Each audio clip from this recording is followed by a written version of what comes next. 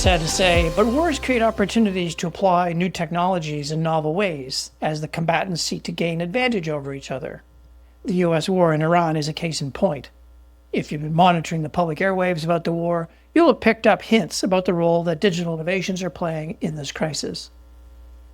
These signals, in and of themselves, are almost always overshadowed by the big kinetic actions, such as the bombings and the destruction. But collect them all together, project them forward, and they reveal how the world will likely be different when these hostilities finally abate. Here are 3 key lessons that I believe have significant bearing on the future of oil and gas infrastructure. Not just in the Gulf area, of course, but globally, wherever there is the potential for conflict. Energy infrastructure assets have always been considered legitimate military targets because of the production of fuels for tanks, destroyers, and bombers, which places them squarely into the service of war. Combatants do exercise some restraint when it serves their interests. So far, it has made little sense for the wholesale flattening of Karg Island, which is still a very valuable and useful oil export facility. Decades ago, the Iraqis showed zero restraint when they fled Kuwait, setting thousands of wells ablaze and leaving behind an environmental catastrophe.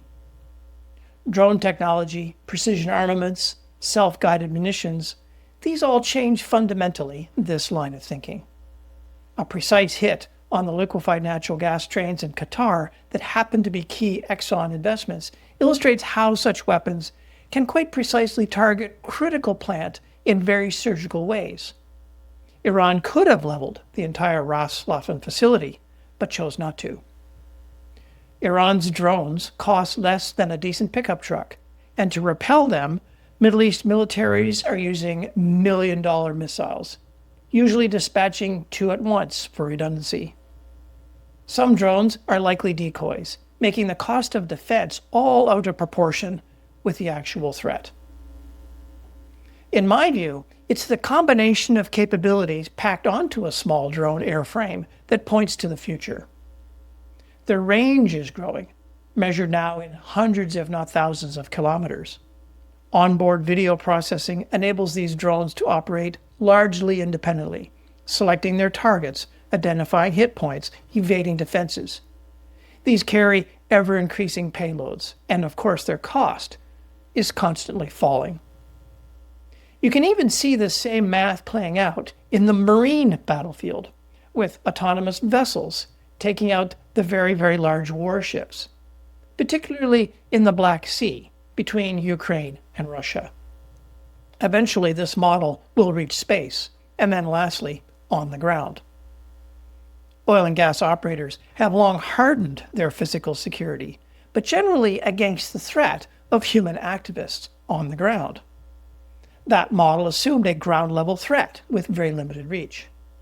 The threat now arrives from the air, autonomously, at scale, and on a budget that even modestly capable activists can likely meet.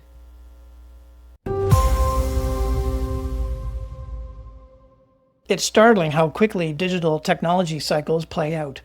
Ukraine and Russia have been ground zero for drone warfare for the past 4 years. Advancing drone manufacturing, which is now hundreds of thousands of units monthly production, into operations just hundreds of meters from the front line, and into tactics such as zone flooding, and in technology, jamming, fly-by-fiber optic cabling, and telecoms controls. In a curious turn of events, Ukraine has become the leading specialist in combating Iranian drones, which have been exported to Russia. Ukraine is now monetizing its know-how on drone defense to the Middle Eastern states that are being harassed by Iran's Shahed drone in exchange for funds and weapons. There is a predictable pathway for novel technologies that have sinister application. Western militaries, defense contractors, and intelligence agencies are all absorbing this knowledge.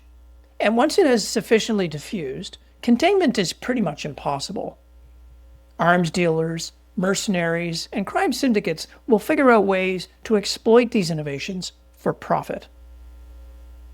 They will cycle into the darker corners of the web, and the economy, becoming the new ransomware. Organized crime is already using drones for drug smuggling and prison contraband delivery.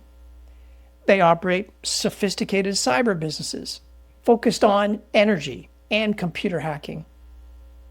Imagine the extortion possibilities they might conjure up, involving larger and explosive payloads delivered via sea container and unsuspecting trucking firms, incorporating hybrid physical and cyber threats. Oil and gas companies should consider expanding their threat analysis beyond its current boundaries and its modeling to incorporate these new possibilities. Insurance, physical security, early warning, and even incident response may need updating. Commercial satellite coverage is now ubiquitous. Numerous satellite systems traverse the planet multiple times a day, and they generate a nearly infinite number of high-resolution images. These are available to anyone on subscription, which is a marked difference when such technologies were only really available to governments and militaries. What's changed is how AI makes that data actionable. The sheer volume of content handily outstrips human-scale processing, making image interpretation a powerful use case for AI. Cloud engines can chunk through thousands of images simultaneously, flagging changes, distinguishing changes over time, picking out obscure patterns, and highlighting anomalies in a fraction of the time of a human analyst. AI engines have to be taught, of course, to precisely identify real physical things, tanks, pipes, power lines.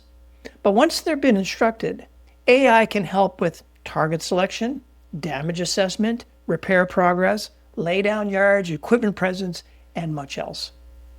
The teaching investment is being done by the aggressors, but the models will become available to those who are willing to pay. The accidental bombing of a girls' school in Tehran underscores the importance of getting contextual data right. In this case, satellite images flagged the facility as a target because it had at one time, years ago, been used as a police station, and tragedy followed. It reminds me of how context really matters when it comes to using these analysis tools for rapid decision-making. Outdated asset registers, badly calibrated sensors, obsolete PNIDs quickly corrode the value of AI decision-making, and they amplify safety and liability issues. I reckon these days that all oil and gas facilities are now effectively fully visible. Precise facility layout, tank levels, flaring patterns, vehicle movements, and supply chain activity are now writ large. Competitors and traders can watch construction and maintenance activity to pick out investment actions in near real time, or the state of turnarounds. Parking lot usage can tell you a lot about ongoing work levels. Years ago, when I worked in Australia's liquefied natural gas sector, a commodity trader with one of the 3 plants on Curtis Island near Gladstone told me that they keep a close eye on the presence of cranes at all of the other sites. A crane meant downtime, which also created a pricing opportunity. That same trader now has near constant visual insight on activity inside the gate from all angles. Couple that with insight from other sources of open source intelligence and relevant contextual data, and competitive intelligence on rivals or acquisition targets is dramatically cheaper and easier to use. Wars remind you of how speed and time to response matters. Defenders of drone attacks have just minutes to organize themselves ahead of impact. AI tools are accelerating command loops that compress the ODA, that's observe, orient, decide, act, into a kinetic action. Oil and gas processes have been designed for reliability, not speed. Operators generally run on more sluggish, human-paced cycles. Incident response is usually layered with paced escalation. Decision-making is often by committee and hampered by the need to comply with regulations and consult with affected parties. In my view, future incidents are likely to feature much more hybrid actions, consisting of active threats like drone attacks, combined with cyber attacks to disable response infrastructure. In this way, the defender will find themselves unable to mount an effective defense because their observational infrastructure and decision-making tools are suddenly under someone else's control. To prepare themselves, oil and gas companies should scale up on a number of important fronts. More automated threat detection and anomaly flagging, shortening observation time while expanding the observable landscape. Pre-authorized response playbooks that don't require a committee to convene for first actions. And digital twins.